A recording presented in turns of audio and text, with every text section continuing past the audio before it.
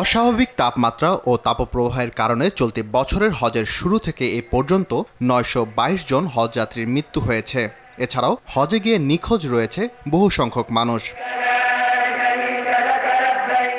মক্কার বিভিন্ন হাসপাতালের বরাত দিয়ে এএফপি জানিয়েছে, গরমের কারণে শুধু রোববারই হিট স্ট্রোক ও অন্যান্য তাপজনিত অসুস্থতায় আক্রান্ত হয়ে হাসপাতালে ভর্তি হয়েছেন ২৭০০ জনেরও বেশি হজযাত্রী।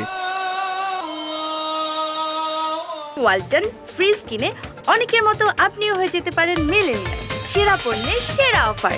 সৌদির আবহাওয়া দপ্তরের তথ্য অনুযায়ী গত এক সপ্তাহ ধরে মক্কার তাপমাত্রা ৫০ ডিগ্রি সেলসিয়াসের মধ্যে ওঠানামা করছে।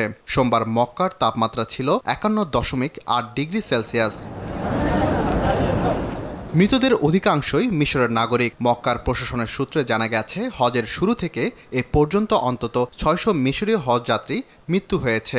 মিশরের বাইরে Jordan, Indonesia, Iran, Senegal, Tunisia, Bangladesh ও ভারতের নাগরিকরাও রয়েছেন মৃত হজযাত্রীদের তালিকায়। সরকারি তথ্য অনুযায়ী এবার হজ করতে মক্কায় গিয়ে মারা গেছেন ২৭ জন বাংলাদেশি।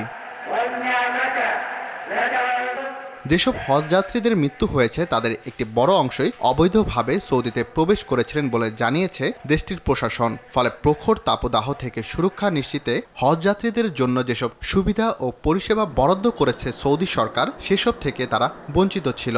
অবৈধভাবে সৌদিতে প্রবেশ করা এই হজযাত্রীরা খাওয়া এবং এয়ার কন্ডিশন থেকেও বঞ্চিত ছিল। এছাড়া হজের বিভিন্ন আচার অনুষ্ঠান পালন করতে গিয়ে নিখোঁজ হয়েছেন বহু সংখ্যক হজযাত্রী। এই গরমে নিরাপদ আশ্রয়ের বাইরে থাকা এই হজযাত্রীদের সবাই বেঁচে আছেন এমন নিশ্চয়তা নেই। তাই সামনের দিনগুলোতে মৃত হজযাত্রীদের সংখ্যা আরও বৃদ্ধির আশঙ্কা রয়েছে।